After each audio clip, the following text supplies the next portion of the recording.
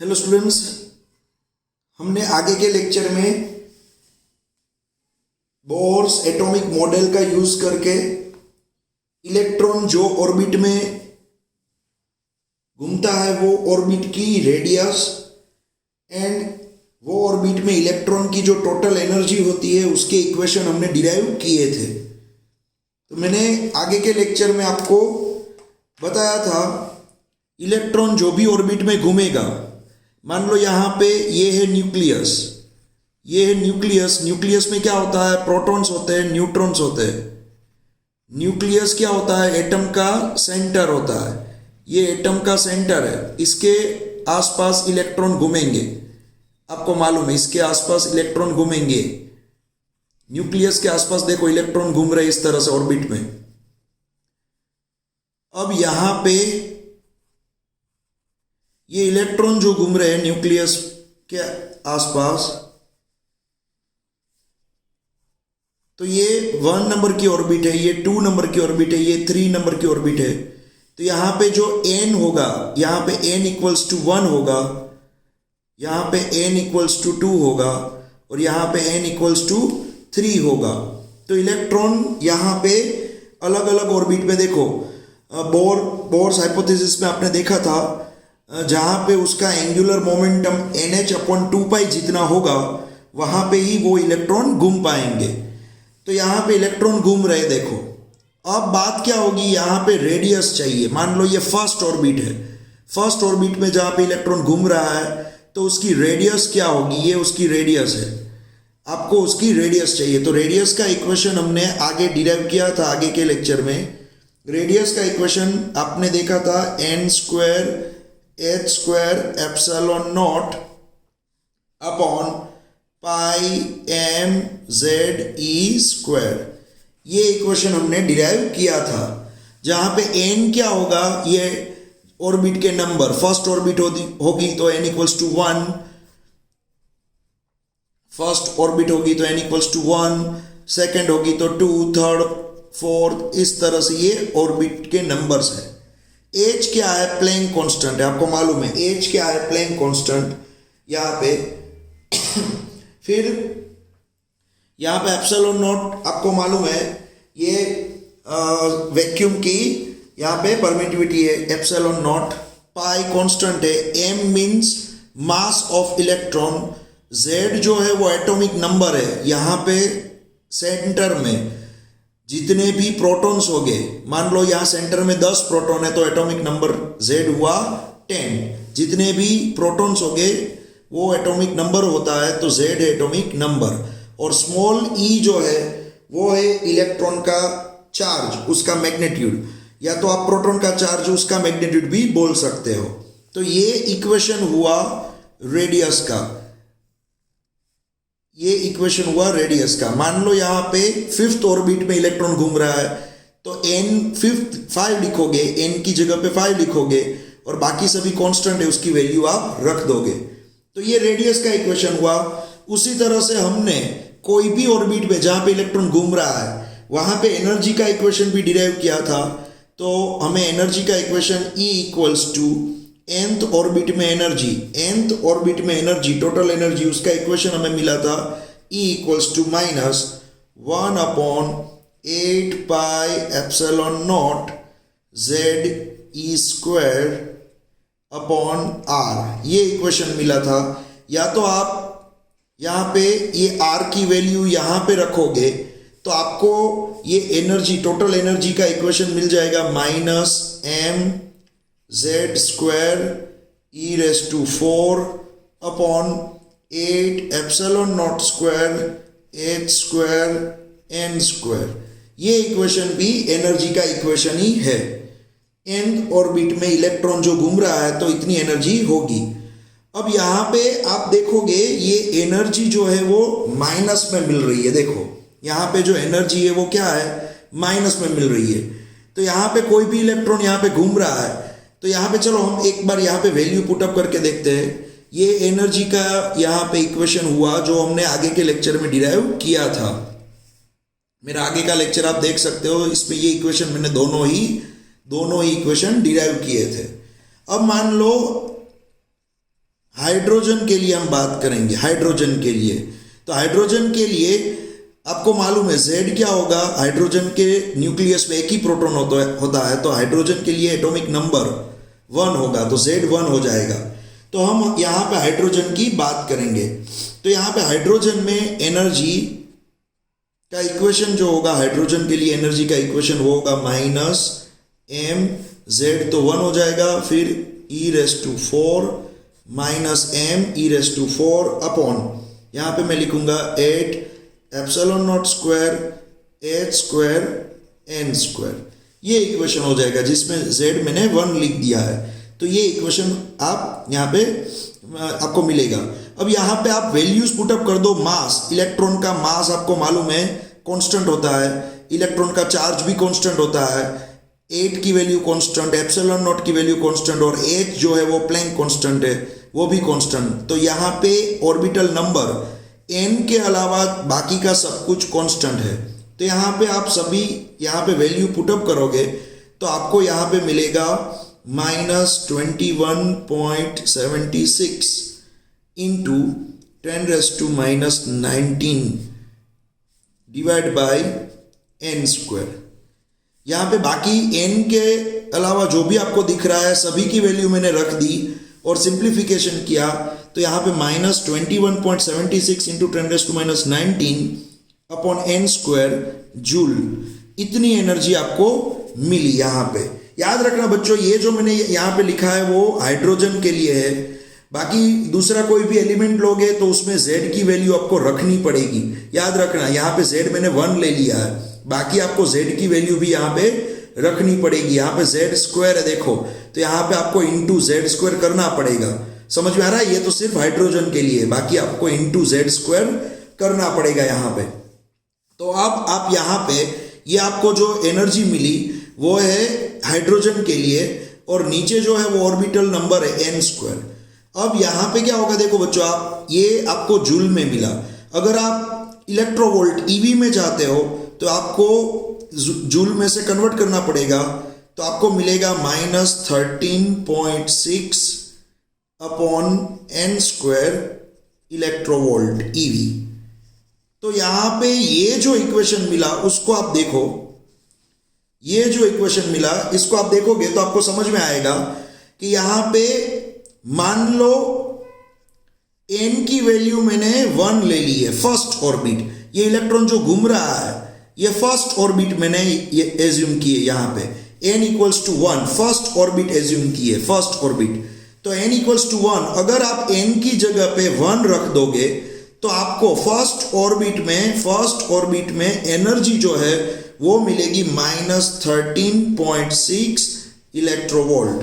तो याद रखो बच्चों, जहां पे n की वैल्यू 1 होगी फर्स्ट ऑर्बिट, तो फर्स्ट ऑर्बिट में हाइड्रोजन में फर्स्ट ऑर्बिट में इलेक्ट्रॉन की एनर्जी होगी -13.6 eV। तो देखो यहाँ पे मैंने एक ग्राफ ड्रॉ किया हुआ है, देखो यहाँ पे ये जो है आपको दिख रहा है वो है फर्स्ट ऑर्बिट में एनर्जी कितनी है -13.6। देखो यहाँ पे आपको मिली फर्स्ट ऑर्बिट में n = 1, फर्स्ट ऑर्बिट में एनर्जी है -13 eV इलेक्ट्रोवोल्ट। उसी तरह से अगर आप सेकेंड ऑर्बिट की बात करते हो n = 2, देखो ये सेकेंड ऑर्बिट है, तो सेकेंड ऑर्बिट की बात करोगे तो यहाँ पे होगा आपको E2 = तो यहाँ पे आप क्या करोगे, n जो है n यहाँ पे आप क्या रख दोगे, 2 रख दोगे। तो यहाँ पे -13.6 डिवाइड बाई 2², तो 2² मीन्स 4 हो जाएगा। तो -13.6 डिवाइड बाई 4 करोगे तो यहाँ पे आपको आंसर मिलेगा -3.4 नॉट eV। तो याद रखना बच्चों, यहाँ पे E2 = -3.4 इलेक्ट्रोवोल्ट मिला, तो जहां पे सेकेंड ऑर्बिट होगी वहां पे एनर्जी कितनी होगी -3.4 इलेक्ट्रोवोल्ट। याद रखना। तो ये सेकेंड ऑर्बिट में जो इलेक्ट्रॉन घूम रहा है हाइड्रोजन के अंदर सेकेंड ऑर्बिट में जो इलेक्ट्रॉन घूम रहा है उसकी एनर्जी होगी -3.4 इलेक्ट्रोवोल्ट। उसी तरह से अगर आप n की वैल्यू 3 लोगे, थर्ड ऑर्बिट की बात करेंगे, तो आप यहाँ पे n की जगह पे 3 रख दोगे तो 3² मीन्स 9 हो जाएगा। तो -13.6 डिवाइड बाई 9 करोगे तो आपको आंसर मिलेगा -1.51 इलेक्ट्रोवोल्ट। उसी तरह से फोर्थ ऑर्बिट की बात होगी तो आपको फोर्थ ऑर्बिट में एनर्जी मिलेगी, यहां पे आप n की जगह पे 4 लिख देना, तो आपको फोर्थ ऑर्बिट में एनर्जी मिलेगी -0.85 इलेक्ट्रोवोल्ट। तो देखो बच्चों, यहां पे आप एक चीज देखोगे, जैसे जैसे यहाँ पे n की वैल्यू बढ़ रही है 1 2 3 4 n की वैल्यू बढ़ रही है तो एनर्जी की वैल्यू कम हो रही है, क्योंकि ये इनवर्सली प्रोपोर्शनल है। तो देखो यहाँ पे क्या है, उसका मैग्नीट्यूड देखो, एनर्जी का मैग्नीट्यूड यहाँ पे 13.6 था, यहाँ पे 3.4 है, यहाँ पे 1.51। तो आप देखोगे यहाँ पे माइनस में है। देखो अगर आप मैग्नीट्यूड नहीं पूरी वैल्यू देखोगे तो -13.6, फिर -3.4, -1.51, -0.85। तो इस तरह से अगर आप इनफाइनाइट तक जाओगे, n इनफाइनाइट तक जाओगे, तो आपको यहाँ पे एनर्जी जो होगी, एनर्जी एट इनफाइनाइट ऑर्बिट, तो आपको वो 0 मिल जाएगी। तो बहुत ही दूर, न्यूक्लियस से बहुत ही दूर, इनफाइनाइट ऑर्बिट में बहुत ही दूर इलेक्ट्रॉन की एनर्जी क्या हो जाएगी, 0 इलेक्ट्रोवोल्ट। समझ में आ रहा है बच्चों? तो यहां पे फर्स्ट ऑर्बिट में -13.6 इतनी एनर्जी से इलेक्ट्रॉन बंधा हुआ है। ये फर्स्ट ऑर्बिट में जो इलेक्ट्रॉन है वो इतनी एनर्जी के साथ बंधा हुआ है। अगर ये फर्स्ट ऑर्बिट वाले इलेक्ट्रॉन को आपको निकालना है, यहां से उखाड़ के बाहर फेंक देना है, ये ऑर्बिट में जो गोल घूम रहा है वहां से उसको निकाल के बाहर फेंक देना है, तो आपको क्या करना पड़ेगा बच्चों, यही एनर्जी जो है -13.6 eV, वही एनर्जी आपको प्लस फॉर्म में देनी होगी, 13.6 इलेक्ट्रोवोल्ट। इतनी एनर्जी अगर आप प्लस फॉर्म में दे दोगे, जिसको बाइंडिंग एनर्जी बोला जाता है, क्या बोला जाएगा, बाइंडिंग एनर्जी। तो अगर आप इतनी एनर्जी प्लस फॉर्म में दे दोगे तो ये फर्स्ट ऑर्बिट में जो इलेक्ट्रॉन घूम रहा है वो यहां से निकल के एटम के बाहर चला जाएगा। उसी तरह से अगर कोई इलेक्ट्रॉन सेकेंड ऑर्बिट में घूम रहा है तो उसको निकालना है, तो आप +3.4, यहाँ पे जो माइनस इतने बंधन से जो जुड़ा हुआ है -3.40, यहाँ पे उतना ही +3.40 आप इतना उसको दे दोगे, तो वो क्या होगा, ये सेकेंड ऑर्बिट में से वो निकल के एटम को छोड़ के बाहर चला जाएगा, दूर चला जाएगा। समझ में आ रहा है? तो ये क्या है, बाइंडिंग एनर्जी। देखो इतनी आप ये जो एनर्जी है उतनी प्लस फॉर्म में दे दोगे तो वो एटम को छोड़ के चला जाएगा। उसी तरह से यहाँ पे n = 3 थर्ड ऑर्बिट में बाइंडिंग एनर्जी, अगर आप उसको +1.51 eV दे दोगे तो वो थर्ड ऑर्बिट को छोड़ के भी चला जाएगा, एटम को छोड़ के चला जाएगा। और फोर्थ ऑर्बिट की बात होगी तो आप उतना यहाँ पे 0.85 eV इतना आप दे दोगे तो वो भी यहाँ पे फोर्थ ऑर्बिट को छोड़ के चला जाएगा। तो एक चीज याद रखना बच्चों, यहाँ पे मैंने आपको बाइंडिंग एनर्जी क्या है वो सिखाया, और यहाँ पे ये सभी ऑर्बिट में इलेक्ट्रॉन कितनी एनर्जी के साथ जुड़ा हुआ है वो भी मैंने यहाँ पे आपको दिखाया है। तो देखो यहाँ पे ये जो वैल्यूज मिल रही है, ये इक्वेशन हमने आगे के लेक्चर में डिराइव किया था, और इसके अंदर मैंने फिर हाइड्रोजन की बात की। हाइड्रोजन में Z1 होता है, तो हाइड्रोजन में एनर्जी का फॉर्मूला लिखा हाइड्रोजन के लिए। बाकी मैंने n के अलावा जितने भी दिख रहे हैं वो कांस्टेंट है, उस सभी की वैल्यू रख दी, तो आपको इतने जूल मिले, ये आपको इक्वेशन मिला, और इसको इलेक्ट्रोवोल्ट में कन्वर्ट किया तो -13.6/n² इतने इलेक्ट्रोवोल्ट एनर्जी मिली। फिर यहाँ पे n की वैल्यू 1, n की वैल्यू 2, n की वैल्यू 3, n की वैल्यू 4 और n की वैल्यू इन्फाइनाइट रख दी, तब आपको अलग अलग एनर्जी मिली। यहाँ पे ये जो एनर्जी है, ये एनर्जी के साथ इलेक्ट्रॉन जुड़ा हुआ है, अगर इतनी एनर्जी आप प्लस फॉर्म में दे दोगे तो इलेक्ट्रॉन एटम को छोड़ के बाहर चला जाएगा। और ये सभी मैंने यहाँ पे दिखाया हुआ है। देखो यहाँ पे n = इन्फाइनाइट पे 0 इलेक्ट्रोवोल्ट एनर्जी हो जाएगी। यहाँ पे देखो ये सब कुछ मैंने ये ग्राफ में यहाँ पे दिखाया हुआ है। और बच्चों यहाँ पे जब आप इसके सम्स करोगे तब इसके अंदर ये जो n = 1 होता है, n = 1, वहां पे मिनिमम एनर्जी होती है। देखो माइनस में -13.6 जो होता है माइनस में, ये क्या हुआ, मिनिमम। तो यहाँ पे n = 1, यहाँ पे -13.6। आप नंबर लाइन में देखोगे तो 0 से लेफ्ट हैंड साइड जाओगे, वहां पे माइनस नंबर आते हैं। तो यहाँ पे क्या होगा, -13.6 से वो मिनिमम हुआ, उससे ज्यादा क्या हुआ, -3.4, उससे ज्यादा ये हुआ। तो जैसे जैसे 0 के साइड बढ़ोगे वैल्यू बढ़ती गई है।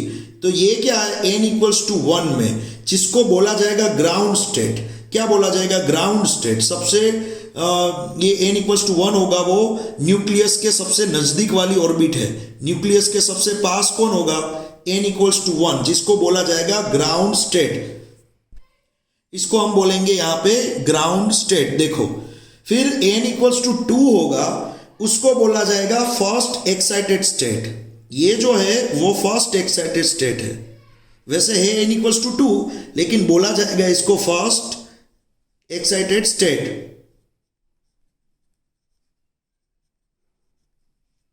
फिर ये जो होगा n इक्वल्स टू 3, वैसे वो 3 है, लेकिन इसको बोला जाएगा सेकेंड एक्साइटेड स्टेट।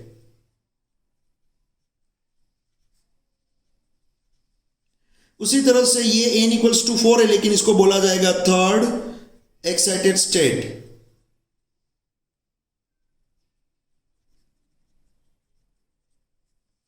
तो यहां पे ये ग्राउंड स्टेट है, यहां पे ये फर्स्ट एक्साइटेड स्टेट, ये सेकंड, ये थर्ड। अब क्या होगा? देखो बच्चों, जब कोई इलेक्ट्रॉन आपको ऐसा बोले कि वो ग्राउंड स्टेट में से फर्स्ट एक्साइटेड स्टेट में गया है, ग्राउंड स्टेट में से वो फर्स्ट एक्साइटेड स्टेट में गया है, तो आप सोचो यहां पे ग्राउंड स्टेट पे उसकी एनर्जी बहुत ही कम है, -13.6 है, माइनस में। देखो, अगर उसको फर्स्ट एक्साइटेड स्टेट में जाना है तो बाहर से एनर्जी लेनी पड़ेगी।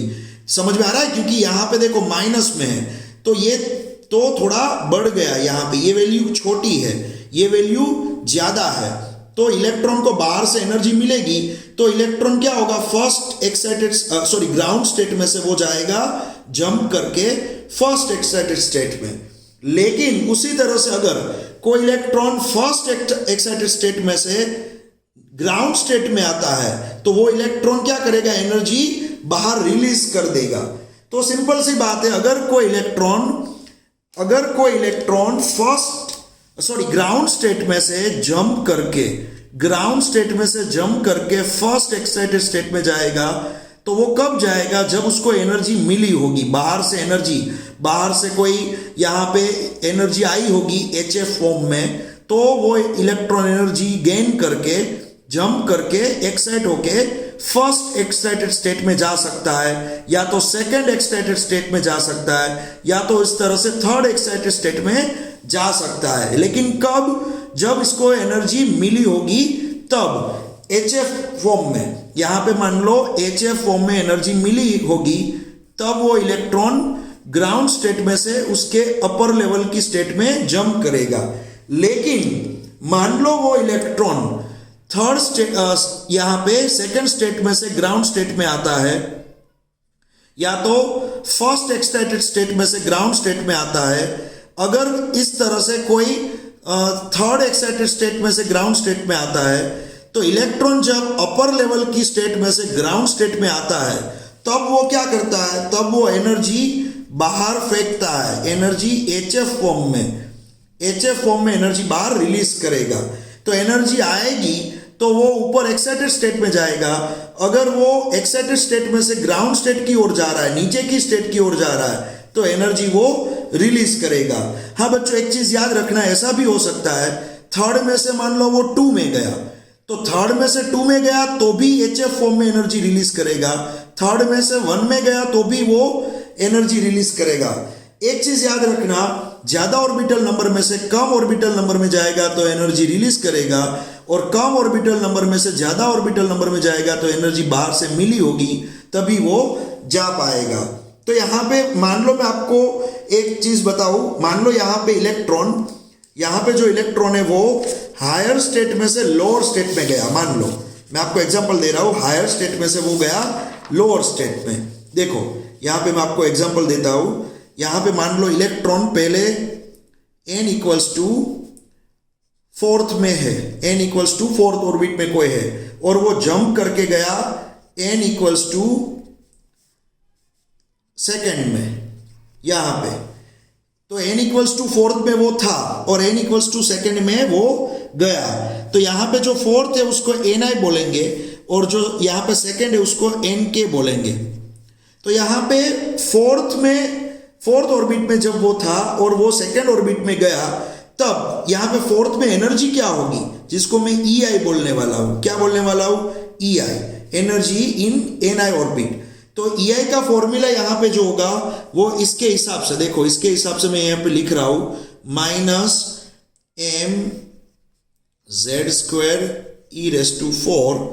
Upon 8 epsilon naught square h², और यहाँ पे n जो है वो n की जगह पे मैं लिखूंगा Ni²,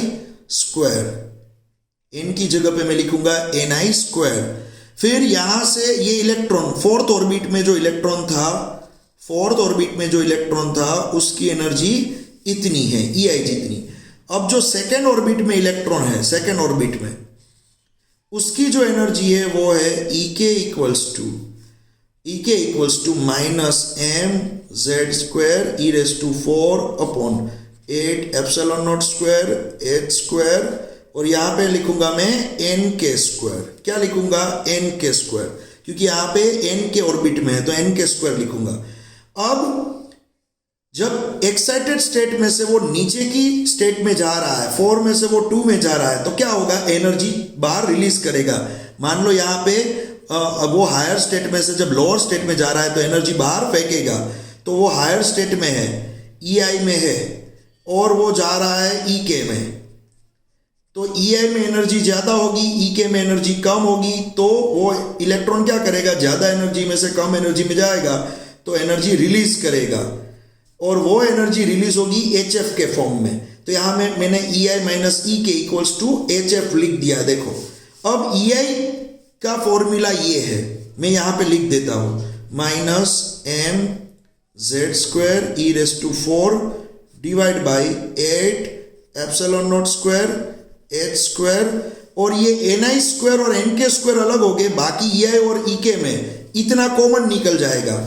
तो बाकी क्या बचेगा? देखो ये EI और EK में इतना कॉमन निकल जाएगा, और माइनस में साइन अंदर दे देता हूं, बाहर नहीं रखनी है, मैं अंदर दे देता हूं मान लो। तो यहां पे हो जाएगा -1/Ni², और यहां पे माइनस माइनस प्लस हो जाएगा, माइनस, और फिर से ये माइनस आएगा 1/Nk² जो प्लस हो जाएगा, और यहां पे होगा HF। यहां पे क्या होगा? HF यहां पे। अब यहां पे आप एक चीज देखो, यहां पे ये माइनस माइनस प्लस हो गया, तो इसको मैं इस तरह से लिख सकता हूं, HF equals to mz²e⁴ upon 8 epsilon naught square h², और यहां पे ये ब्रैकेट में मैं लिख सकता हूं ये माइनस वाला स्टेप और ये माइनस माइनस प्लस वाला स्टेप, तो ये प्लस वाला स्टेप मैं आगे लिख देता हूं, 1/Nk² माइनस ये 1/Ni²। ये एक इक्वेशन मिला। देखो अब मैं क्या करूंगा, मुझे फ्रीक्वेंसी का इक्वेशन चाहिए, जो एनर्जी बाहर रिलीज होती है यहां पे, ये जो वेव फॉर्म में ये जो वेव निकल रहा है एनर्जी लेके, उसकी फ्रीक्वेंसी क्या होगी? देखो हायर स्टेट में से जब लोअर स्टेट में जाओगे तो ये फोटोन यहां पे जो निकला, जो वेव फॉर्म में निकला, तो इसकी फ्रीक्वेंसी क्या होगी? 1 सेकेंड में कितने वेव पास होंगे? तो उसकी मुझे फ्रीक्वेंसी चाहिए।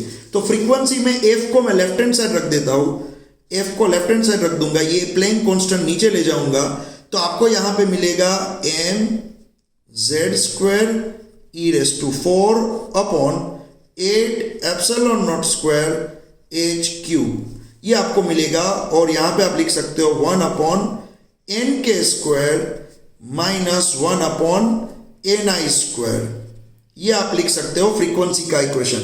देखो बच्चों आपको फ्रीक्वेंसी का एक इक्वेशन मिल गया है, ये इक्वेशन आप ध्यान से देखोगे, यहां पे क्या है? देखो बच्चों मैं आपको फिर से ये इक्वेशन सिर्फ एक्सप्लेन कर दूं, इसके सम्स बहुत आते हैं।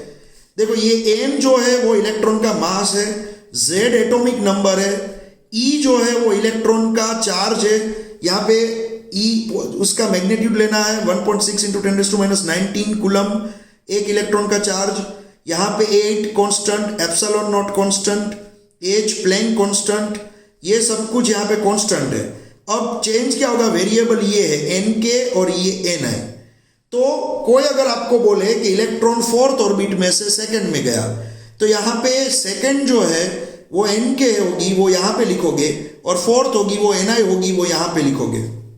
आप इसमें वैल्यूज पुटअप करके यहाँ पे फ्रीक्वेंसी, कितनी फ्रीक्वेंसी मिलेगी आपको, कितनी फ्रीक्वेंसी का वेव एमिट होगा वो आपको हर्ट्ज में मिल जाएगा। तो ये हुआ फ्रीक्वेंसी का इक्वेशन। अब आपको अगर यहाँ पे वेवलेंथ चाहिए, वेवलेंथ, तो वेवलेंथ का इक्वेशन आपको मालूम है, फ्रीक्वेंसी इक्वल्स टू क्या होता है, फ्रीक्वेंसी इक्वल्स टू होता है जो यहाँ पे लाइट एमिट होगी, जो उसकी यहाँ पे c अपॉन लैम्बडा, फ्रीक्वेंसी की जगह पे आप क्या लिख सकते हो, c अपॉन लैम्बडा। c क्या है, velocity of light in vacuum divide by lambda यहाँ पे। तो आप यहाँ पे फ्रीक्वेंसी इक्वल्स टू क्या लिख सकते हो, c बाई लेमड़ा। तो यहाँ पे अगर c बाई लेमड़ा लिख दोगे तो ये पूरा इक्वेशन c बाई लेमड़ा का हो जाएगा। तो अगर आपको 1 अपॉन लेमड़ा का इक्वेशन चाहिए, 1 अपॉन लेमड़ा, तो ये जो c है वो यहाँ पे नीचे ले जाना पड़ेगा। तो आपको 1 अपॉन लेमड़ा का इक्वेशन है वो मिलेगा mz² e⁴ upon 8 epsilon naught square h³ और c। ये जो c है वो यहाँ पे नीचे मल्टीप्लाई होगा, तो यहाँ पे लिख दिया मैंने c, ब्रैकेट में 1 upon n² minus 1 upon ni²। समझ में आ रहा है बच्चों, ये हुआ 1 अपॉन लेमड़ा का इक्वेशन। देख लो आप, ये हुआ 1 अपॉन लेमड़ा का इक्वेशन। यहाँ पे जो 1 अपॉन लेमड़ा आपको दिख रहा है उसमें m, ये m जो है वो है इलेक्ट्रॉन का mass, z atomic number, e electron का चार्ज, 8 कांस्टेंट है, epsilon naught constant, Planck constant यहाँ पे h, c velocity of light in vacuum, ये पूरा कांस्टेंट का बंच है। यहाँ पे जो भी आपको दिख रहा है वो क्या है, पूरा कांस्टेंट का बंच है। तो यहाँ पे इसको मैं बोल दूंगा यहाँ पे r, क्या बोल दूंगा, r बोल दूंगा। यहाँ पे मैं लिख रहा हूं, देखो ये एक इक्वेशन पहले आप याद रख लेना, ये होगा यहाँ पे 1 अपॉन लेमड़ा का इक्वेशन, ये 1 अपॉन लेमड़ा का इक्वेशन है। और इसके अंदर अगर z की वैल्यू 1 हुई, z की वैल्यू क्या होगी 1, तो यहाँ पे बाकी का जो मिलेगा वो क्या होगा, बाकी जो रहेगा वो m होगा, e⁴ होगा divide by 8 epsilon naught square h³ और c। m e⁴, देखो ये z की वैल्यू 1 हो गई, 1 ली हमने, तो m रहा, फिर e⁴ रहा, 8 एप्सिलॉन नॉट स्क्वायर h³ और c। इतनी जो चीज है यहाँ पे जो आपको दिख रही है उसको आप r बोलोगे, क्या बोलोगे, r। तो z की वैल्यू अगर 1 नहीं है, मान लो z की वैल्यू 10 है, तो यहाँ पे क्या होगा, आप इसको r कहोगे और इंटू z² अलग से लिखोगे। समझ में आ रहा है। जैसे कि मैं देखो आपको यहाँ पे लिख के बताता हूँ, 1 अपॉन लेमड़ा इक्वल्स टू, यहाँ पे मैं लिखूंगा r और z², यहाँ पे मैं लिखूंगा r और z², क्योंकि z² के अलावा जो भी आपको दिख रहा है मसाला, ये पूरा यहाँ पे z² के अलावा, उसको क्या बोलोगे आप, r बोलोगे। z² के अलावा जो भी दिख रहा है उसको r बोल दोगे, क्योंकि z² क्या वेरिएबल है, z चेंज होता रहता है। और ब्रैकेट में आप लिखोगे 1 upon n² minus 1 upon ni², याद रखना है। अगर z की वैल्यू 1 हुई तो यहाँ पे आप z1 भी लिख सकते हो, z की वैल्यू जो भी है वो आप लिख सकते हो। तो यहाँ पे जो आपको r मिला, ये r तो पूरा कांस्टेंट से बना हुआ है। तो यहाँ सभी की वैल्यू जब आप रख दोगे, यहाँ पे सभी की वैल्यू आप रख दोगे, तो आपको यहाँ पे वैल्यू मिलेगी 10973700 मीटर इनवर्स। इसको आप यहाँ पे देखो, ये रिडबर्ग कांस्टेंट है, यहाँ पे जो r मिला, रिडबर्ग कांस्टेंट, ये रिडबर्ग कांस्टेंट है। देखो r की वैल्यू 10973700, ये मीटर इनवर्स, ये मैंने सभी की वैल्यू रख दी, तो ये मुझे यहाँ पे r की वैल्यू मिली, जिसको हम बोलेंगे रिडबर्ग कांस्टेंट। समझ में आ रहा है बच्चों। तो ये मैंने आपको आगे Lyman Barmer password bracket fund, उसका इक्वेशन आपको मैंने बताया था, जो सीरीज मिली थी Lyman Barmer password bracket fund को। तो आपको मालूम होगा, वो इक्वेशन आपने देखा होगा, 1 upon lambda equals to r 1 upon n² minus 1 upon ni²। इस तरह का ही एक इक्वेशन आपने आगे देखा था, तो वही इक्वेशन यहां पे मिला, देखो वही इक्वेशन मिला, और यहां पे Z की वैल्यू हाइड्रोजन के लिए 1 है, इसलिए मैंने Z नहीं लिखा है।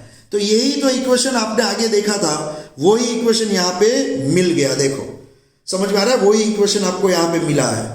तो यहां पे एक चीज याद रखना कि जो भी हमने फ्रीक्वेंसी के इक्वेशन डिराइव किए, लैम्ब्डा के इक्वेशन डिराइव किए, ये सभी इक्वेशन यहां पे हमने स्टार्ट किए थे रेडियस एनर्जी के इक्वेशन से।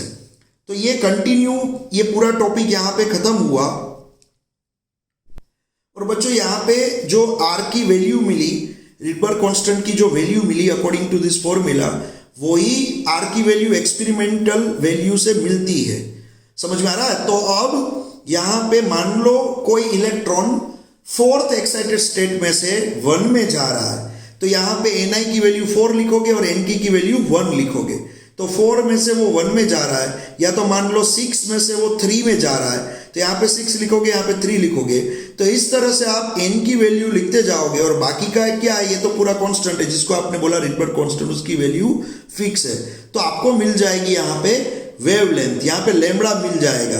तो इसके सम्स बहुत बार आते हैं एग्जाम के अंदर। एग्जाम के अंदर वो आपको एक्साइटेड स्टेट और ग्राउंड स्टेट की वैल्यूज दे देंगे आपको, और आपको पूछेंगे कि अगर इतनी और ये ऑर्बिट में से इलेक्ट्रॉन जंप करके ये ऑर्बिट में आया तो कितनी वेवलेंथ उसने एमिट की होगी, लैम्ब्डा या तो फ्रीक्वेंसी आपको पूछ सकते हैं यहाँ पे। ओके, तो अब नेक्स्ट लेक्चर में यहाँ हम बोर मॉडल, बोर ने जो मॉडल दिया था वो कितना सक्सेस हुआ, तो सक्सेस पढ़ेंगे, success of the Bohr model. और बोर ने जो मॉडल दिया था उसमें कुछ लिमिटेशन भी थी, वो उसमें मींस वो पूरा सक्सेस नहीं हुआ था, उसके अंदर थोड़ी लिमिटेशन भी थी, तो लिमिटेशन भी पढ़ेंगे, बोर मॉडल की लिमिटेशन। तो नेक्स्ट लेक्चर में ये हम पढ़ने वाले हैं। तो ये लेक्चर और मेरा आगे का लेक्चर दोनों ही डेरिवेशन के लेक्चर थे। ये दोनों ही लेक्चर बोर्ड एग्जाम के लिए बहुत ही इंपॉर्टेंट है बच्चों, याद रखना। मैंने आगे के लेक्चर में क्या डिराइव किया था, आगे के लेक्चर में मैंने आपको बताया ये R रेडियस की वैल्यू और एनर्जी की ये जो दोनों फॉर्मूला है वो मैंने डिराइव की थी आगे के लेक्चर में, समझ में आ रहा है। ये दोनों ही फॉर्मूला मैंने डिराइव की थी, रेडियस और energy, total energy of electron, ये दोनों ही फॉर्मूला मैंने आगे के लेक्चर में डिराइव की थी, जो मोस्ट टाइम पी लेक्चर था मेरा। और ये दूसरा लेक्चर है, ये भी डेरिवेशन का लेक्चर है, ये भी मोस्ट टाइम पी है, समझ में आ रहा है बच्चों। तो ये दोनों ही लेक्चर आप अच्छी तरह से लर्न कर देना, क्योंकि बोर्ड में ये बहुत बार ये पूछे जाते ही। अब नेक्स्ट लेक्चर में सक्सेस और लिमिटेशन में पढ़ाने वाला हूँ बोर मॉडल का।